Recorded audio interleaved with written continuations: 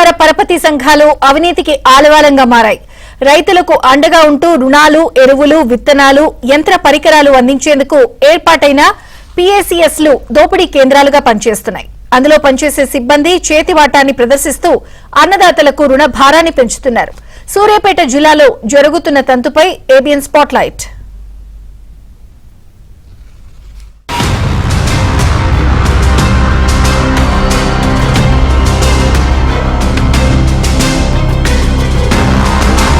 సూర్యాపేట జిల్లా కోదాడ నియోజకవర్గంలోని కొన్ని పీఎస్ఈఎస్ కేంద్రాలలో పనిచేస్తున్న సిబ్బంది తమకు అనుకూలంగా లేని రైతుల జాబితాను రుణమాఫీ కోసం పంపించకపోవడం వివాదాస్పదమవుతోంది. తమకు నచ్చినా తమకు లంచం ఇచ్చిన వారికి మాత్రమే సాయం చేస్తున్నారు. కోదాడ మండలం ఎర్రవరం పీఎస్ఈఎస్ కేంద్రంలో 66 మందికి రుణమాఫీ కాలేదు. దీనిపైన కొందరు రైతులు ఆరా తీయగా బ్యాంకులో పనిచేసే ఉన్నతాధికారులు, కంప్యూటర్ ఆపరేటర్స్ 66 మంది పేర్లు రుణమాఫీ కోసం పంపించలేదని తెలిసింది. బ్యాంకు సిబ్బంది కావాలనే తమ జాబితాను ఇలా పంపించలేదని, వారికి అనుకూలంగా ఉండే వారి పేర్లు మాత్రమే పంపించారని రుణమాఫీ కాని బాధిత రైతులు ఆందోళన చేపట్టారు.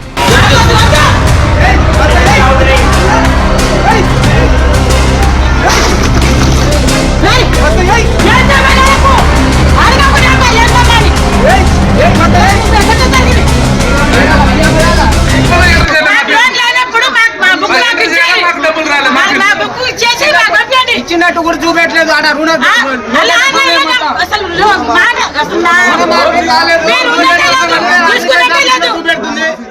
రుణమాఫీ కాలేదు.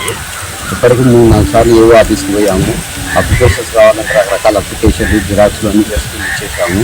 అయినా కానీ ఇంతవరకు రుణమాఫీ కాలేదు. ఇది వస్తుందని రోజు బ్యాంకు చూసుకుంటున్నారు.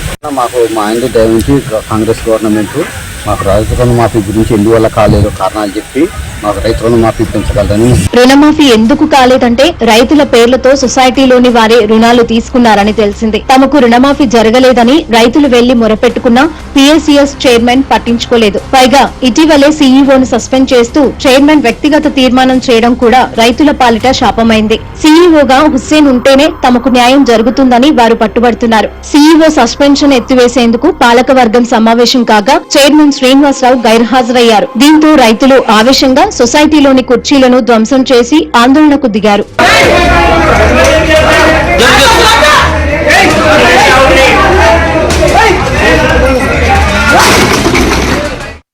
ఏదో చేసి మాట్లాడదామంటారు. రోజు చెప్తూనే ఉన్నారు. వస్తున్నాం పోతున్నాం దాని గురించి. మరి నేను డబ్బులు తీసుకోలేదు. మేము డబ్బులు తీసుకోకుండా డబ్బులు తీసుకోలేదు.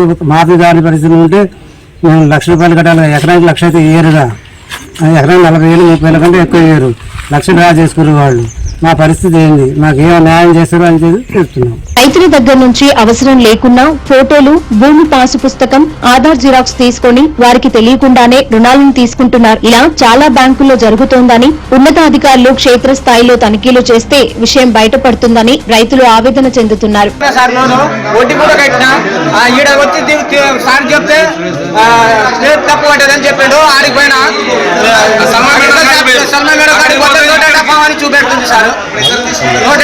చూపెడుతున్నాడు.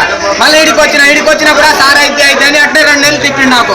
మా ఆయన చనిపోయినా కానీ ఇక్కడ నేను ఎన్ని రూపాయలు ఉన్నా నేను వాడు వచ్చినా నేను ఇంటికి రాగానే నేను డబ్బులు కట్టేస్తున్నా. నేను కట్టినప్పుడు నాకు ఎందుకు రాలేదు? రాకపోతే నేను అడగానే అడగొస్తా. 22లో లోన్ ఎంత తీసుకున్నారు? 80,000. అది కూడా 2022లో 8 నెలలు తీసుకున్నాం. ఇప్పటి వరకు కంప్యూటర్లోనే ఎంటర్ చేయాలి. ఏవో మేడం దగ్గరికి వెళ్ళిన తర్వాత ఏవో మేడం 4,30,000 అప్పు ఉంది, మేము కాగితాలు తీసుకో వెంటనే సొసైటీ ఆఫీస్కి పోయి మనకు కనుక్కోరామని చెప్పారు. నేను ఆటికి సొసైటీ ఆఫీస్కి పోయి వెళ్ళాక కంప్యూటర్లో ఫీడ్ చేసారు.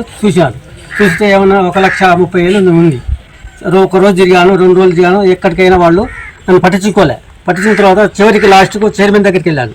చైర్మన్ దగ్గరికి వెళ్ళి చైర్మన్ కూడా పట్టించుకోలే. 5 రోజుల దాకా చైర్మన్ కూడా పట్టించుకోలే. తర్వాత ఏంటి అబ్బాయి రోజు తిరుగుతున్నాం ఏంటి అని చైర్మన్ గారు పిలిచి అడిగారు. అడిగిన తర్వాత సార్ గిట్ట సంగతి సార్ నాకు 1,30,000 తీసుకున్నారు అన్నట్టు ఖాతా ఉంది నాకు. నేనైతే ఇంతవరకు సొసైటీలో కాలు పెట్టలేదు, అప్పు తీసుకోలేదు అని చెప్పారు. చెప్పిన తర్వాత రేపు రాపో అని చైర్మన్ చెప్పారు. చెప్పిన తర్వాత రేపు తెల్లారలేకపోయినాక ముగ్గురు పిలిచారు. పిలిచిన తర్వాత ఎవరు అడిగినా మేము తీయలేదు, మాకు ఎరవదు అంటున్నారు. మళ్ళీ వారం ట్రై ఇచ్చినాం. వారం తర్వాత వెళ్ళిపోయిన తర్వాత మళ్ళీ ముగ్గురు పిలిచి వాళ్ళ ముగ్గురు సస్పెండ్ చేసి వెళ్ళగొట్టారు. కోదాడ నియోజకవర్గంలోని చిలుకూరు మండలం బేతవోలు PSCS కేంద్రంలో రైతుల పేరిట వారికి తెలియకుండానే అందులో పనిచేసే కొందరు సిబ్బంది సుమారుగా 20 లక్షల వరకు రుణాలు తీసుకున్నారు. ఆ రైతులు అదే గ్రామంలోని ఓ బ్యాంకులో లక్షలోపు రుణం తీసుకున్నారు. ప్రభుత్వం 2 లక్షల వరకు మాఫీ చేసినా సదరు రైతులు తీసుకున్న లక్షలోపు రుణం మాఫీ కాకపోవడంతో వారు వ్యవసాయ శాఖను బ్యాంక్ అధికారులను సంప్రదించడంతో అసలు విషయం బయటపడింది. దీంతో విచారణ చేసి సంబంధిత వ్యక్తులను సస్పెండ్ చేశారు.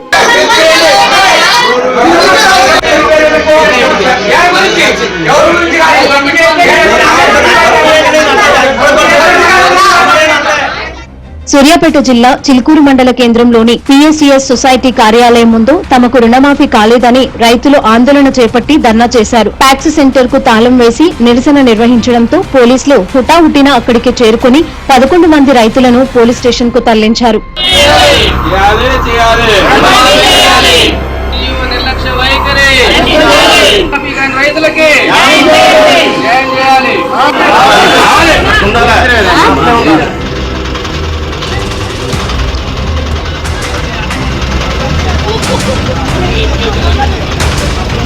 చూడు మంచిగా చూడొద్దు